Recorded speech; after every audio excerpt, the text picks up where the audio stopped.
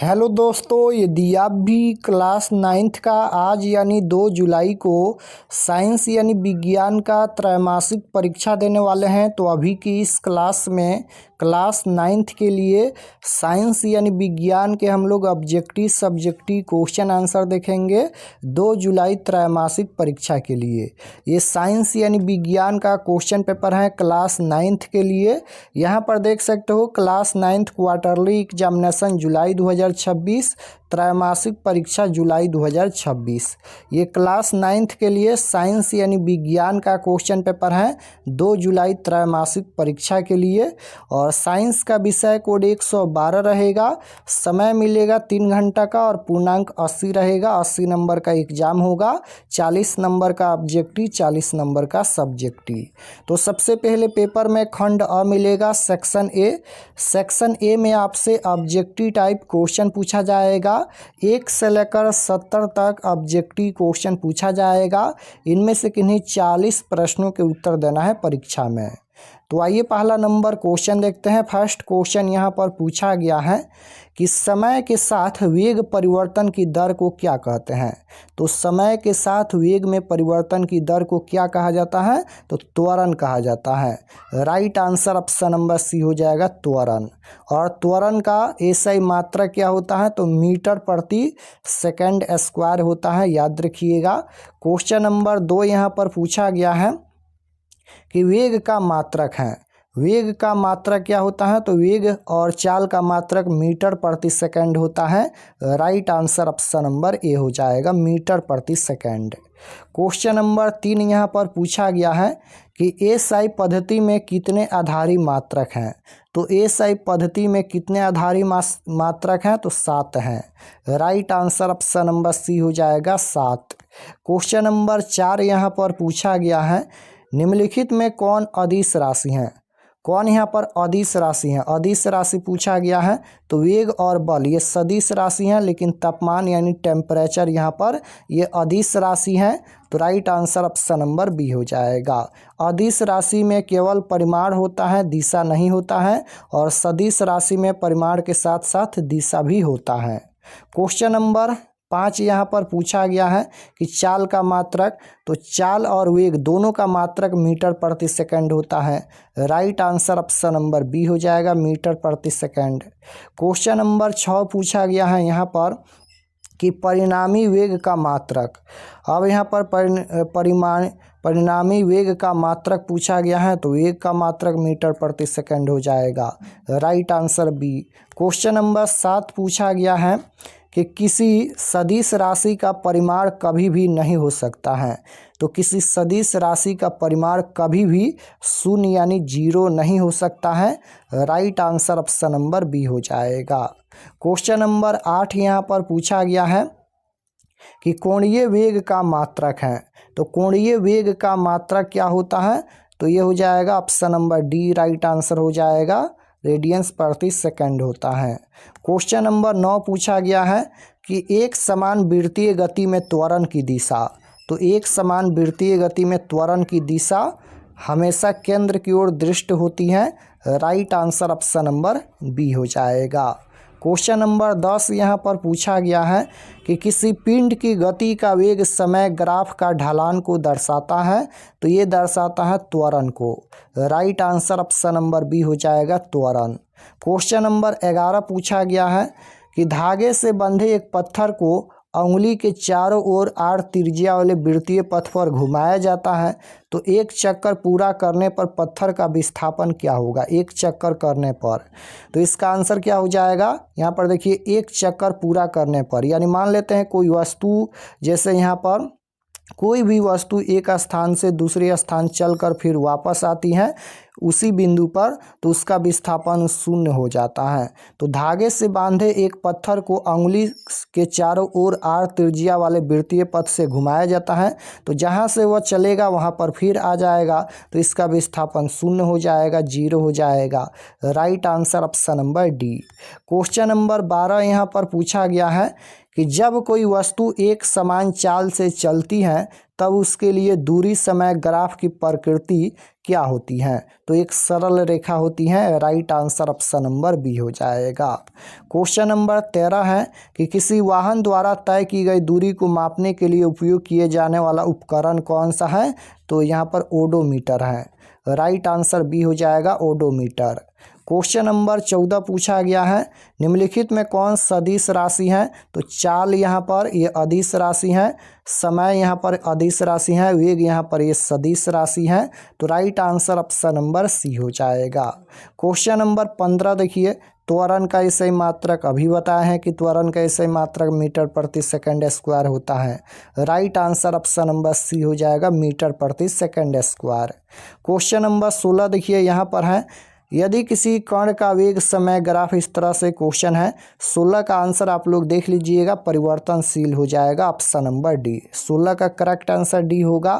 Question number 17 पूछा गया है कि जब कोई वस्तु एक निश्चित बिंदु के आगे पीछे या ऊपर नीचे चलती है तो इस गति को क्या कहते हैं? तो जब कोई वस्तु एक निश्चित बिंदु के आगे पीछे या ऊपर नीचे चलती है तो इस गति को क्या कहते हैं? तो इस गति को कहा जाता है दोलनी गति। Right answer option number B हो जाएगा, दोलनी गति। क्वेश्चन नंबर 18 पूछा गया है कि एक समान त्वरित गति के लिए औसत वेग पूछा गया है। तो ऑप्शन नंबर बी हो जाएगा यहाँ पर u+v/2। क्वेश्चन नंबर 19 पूछा गया है कि ऊष्मा का SI मात्रक। तो ऊष्मा का SI मात्रक क्या होता है? तो बिल्कुल ऊष्मा का SI मात्रक जूल होता है। Right answer option number C हो जाएगा, जूल होता है। क्वेश्चन नंबर 20 पूछा गया है कि किसी वस्तु की एक समान वृत्ताकार गति होती है। तो किसी वस्तु का एक समान वृत्ताकार गति कैसी होती है? त्वरित गति होती है। Right answer option number B हो जाएगा, त्वरित गति। क्वेश्चन नंबर 21 पूछा गया है, दो स्टेशनों के बीच एक ट्रेन एक समान रूप से त्वरित होकर यहाँ पर इस तरह से 10 मीटर प्रति सेकंड की चाल प्राप्त करती हैं तो ट्रेन का त्वरण क्या होगा? त्वरण पूछा गया है। तो बिल्कुल इसका आंसर हो जाएगा 1 मीटर प्रति second square, option number D right answer. Question number 22 है कि किसी गतिशील वस्तु के लिए विस्थापन और दूरी का संख्यात्मक अनुपात क्या होगा? तो 1 के बराबर या उससे कम। Right answer option number D हो जाएगा। क्वेश्चन नंबर 23 पूछा गया है, यदि किसी वस्तु द्वारा तय की गई दूरी 0 हो तो उस वस्तु का विस्थापन क्या होगा? तो यदि किसी वस्तु द्वारा तय की गई दूरी अगर यहाँ पर 0 है तो उस वस्तु का विस्थापन क्या होगा? तो विस्थापन देखिएगा, यहाँ पर देखिएगा सी में दिया गया है, ऑप्शन नंबर सी आप लोग नोट कर लीजिएगा। क्वेश्चन नंबर 24 है, गर्म करने पर गैस के आयतन पर क्या प्रभाव पड़ता है? तो गर्म करने पर गैस के आयतन बढ़ जाता है। Right answer option number A हो जाएगा, बढ़ जाता है। 25 नंबर क्वेश्चन है, सौर मंडल में प्लाज्मा अवस्था की उत्पत्ति का क्या कारण है? तो राइट आंसर हो जाएगा उच्च ताप, option number C. Question number 26 है कि आर्द्र वायु में गीले कपड़े सूखते हैं। तो राइट आंसर हो जाएगा देर से सूखते हैं, option number B right answer. Question number 27 पूछा गया है कि वह प्रक्रिया जिसमें 2 या 2 से अधिक गैसें परस्पर घुल मिल जाती हैं वह क्या कहलाती है? तो विसरण कहलाती है। Right answer option number C हो जाएगा। क्वेश्चन नंबर 28 है, निम्नलिखित में कौन सा पदार्थ नहीं है? तो कौन यहाँ पर पदार्थ नहीं है? तो तापमान, टेम्परेचर ये पदार्थ नहीं है। Right answer option number C हो जाएगा। 29 नंबर क्वेश्चन है कि तापमान का SI मात्रक क्या है? तापमान का SI मात्रक होता है सेल्सियस और केल्विन दोनों हो जाएगा, option number C right answer. Question number 30 पूछा गया है कि सूखा बर्फ है तो ये हो जाएगा ठोस carbon dioxide, option number B right answer होगा। क्वेश्चन नंबर 31 है कि कमरे का मानक तापमान है। तो राइट आंसर हो जाएगा 25 डिग्री सेल्सियस ताप, option number C. Question number 32 है, निम्नलिखित में कौन ऊर्ध्वपातित हो सकता है? तो कौन यहाँ पर ऊर्ध्वपातित हो सकता है? तो कपूर हो जाएगा। Right answer option number B. Question number 33 है कि वाष्पन का दर निर्भर करता है। वाष्पन का दर निर्भर करता है, तो ये निर्भर करता है तापमान पर, द्रव की प्रकृति पर, पृष्ठीय क्षेत्रफल पर। तो इनमें से सभी हो जाएगा। क्वेश्चन नंबर 34 है, निम्नलिखित में किसमें अंतरा अणु का स्थान सबसे अधिक रहता है? तो बिल्कुल इसका आंसर हो जाएगा oxygen, option number C. Question number 35 पूछा गया है कि किसी पदार्थ द्वारा घेरा गया स्थान क्या कहलाता है? तो किसी पदार्थ द्वारा घेरा गया स्थान क्या कहलाता है? आयतन। Right answer option number A हो जाएगा। 36 नंबर क्वेश्चन है, हवादार जगहों पर द्रव के वाष्पन की दर, तो ये हो जाएगा बढ़ती है, option number B right answer हो जाएगा। 37 नंबर क्वेश्चन है कि किसी गैस का सीधे ठोस रूप में परिवर्तन कहलाता है? तो किसी गैस का सीधे ठोस रूप में परिवर्तन ऊर्ध्वपातन या निक्षेपण कहलाता है। तो right answer option number B हो जाएगा। क्वेश्चन नंबर 38 पूछा गया है, यहाँ पर देखिएगा, निम्नलिखित में किसके प्रभाव से पदार्थ की अवस्था में परिवर्तन लाया जाता है? तो राइट आंसर हो जाएगा ऑप्शन नंबर सी दाब हो जाएगा। क्वेश्चन नंबर 39 पूछा गया है कि किसी द्रव पर दाब बढ़ाने पर उसका क्वथनांक, तो किसी द्रव पर दाब बढ़ाने पर उसका क्वथनांक पूछा गया है, तो उसका क्वथनांक बढ़ जाता है। राइट आंसर ए हो जाएगा, बढ़ जाता है। क्वेश्चन नंबर 40 पूछा गया है, यहाँ पर वह ताप जिस पर किसी द्रव के वाष्प का दाब वायुमंडलीय दाब के बराबर हो जाता है, तो वह द्रव का क्वथनांक हो जाएगा, option number B right answer. Question number 41 देखिएगा, यहाँ पर पूछा गया है, निम्नलिखित में से किस गुण के कारण किसी गैस का आयतन दाब बढ़ने पर घट जाता है? तो राइट आंसर हो जाएगा संपीड्यता से, ऑप्शन नंबर डी हो जाएगा। क्वेश्चन नंबर 42 है कि 50 डिग्री सेल्सियस ताप का मान केल्विन स्केल में क्या होगा? तो केल्विन में पूछा गया है, तो ये हो जाएगा 308.15 kelvin, option number C right answer. Question number 43 है, पदार्थ का वह अवस्था क्या कहलाती है जिसमें पदार्थ की आकृति और आयतन दोनों ही अनिश्चित होते हैं? अनिश्चित पूछा गया है, तो गैस हो जाएगा। राइट आंसर ऑप्शन नंबर यहाँ पर सी हो जाएगा।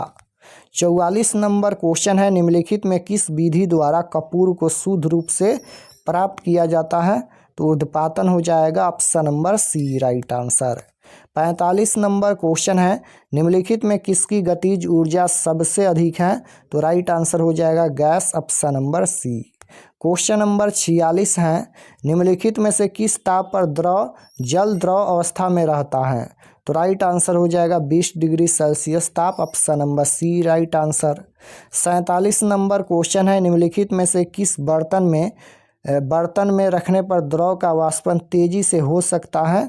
तो राइट आंसर हो जाएगा थाली, option number D. Question number 48 है, जीवित कोशिका को सबसे पहले सूक्ष्मदर्शी से किसने देखा था? तो जीवित कोशिका को सबसे पहले सूक्ष्मदर्शी से किसने देखा था? तो ए वी ल्यूवेनहॉक ने, option number C right answer हो जाएगा। तो 40 प्रश्नों का ही उत्तर देना है परीक्षा में। हम यहाँ पर 48 क्वेश्चन बता दिए हैं। तो अगर आप लोग चैनल पर नए होंगे तो चैनल को ज़रूर सब्सक्राइब कर लीजिए, ताकि आने वाले नेक्स्ट क्लास आपके पास ज़रूर पहुँचे। और चलिए हम आपको बताते हैं कि ऑब्जेक्टिव सब्जेक्टिव PDF कहाँ से डाउनलोड कर सकते हैं। तो objective subjective question answer PDF download करने के लिए गूगल पर चले आना है और आपको सर्च करना है RK expert study. RK expert study आपको गूगल में सर्च करना है। तो जैसे ही गूगल पर सर्च करेंगे RK एक्सपर्ट स्टडी, तो आपके सामने इस प्रकार से फर्स्ट पेज आएगा RK एक्सपर्ट स्टडी का। यहाँ पर देखिए RK एक्सपर्ट स्टडी है, इस पर आपको क्लिक करना है, या फिर आप लोग नीचे आएंगे तो RK एक्सपर्ट क्लासेस मिलेगा। यहाँ पर देखिएगा RK एक्सपर्ट क्लासेस हैं, इस पर भी क्लिक करके आप लोग ऑब्जेक्टिव सब्जेक्टिव डाउनलोड कर सकते हैं। तो यहाँ पर जैसे RK एक्सपर्ट स्टडी है, इस पर क्लिक करेंगे। क्लिक करने के बाद यहाँ पर ये ओपन हो जाएगा। ओपन होने के बाद आपको नीचे आना है क्लास 9th के सेक्शन में। यहाँ पर ये क्लास 9th का सेक्शन है और इसमें सभी सब्जेक्ट का क्वेश्चन पेपर है। जो भी सब्जेक्ट का देखना है क्लिक करके देख सकते हैं। तो जैसे साइंस का देखना है तो यहाँ पर देखिए क्लास 9th है science question paper quarterly exam 2026, इस पर आपको क्लिक करना है। क्लिक करने के बाद यहाँ पर ये सभी परीक्षा से संबंधित जानकारी लिखा गया है, आप लोग इसे पढ़ सकते हैं।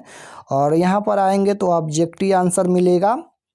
यहाँ पर देखिए ऑब्जेक्टिव का आंसर देख सकते हो, अपडेट कर दिया गया है। सभी क्वेश्चन का आंसर यहाँ पर अपडेट कर दिया गया है।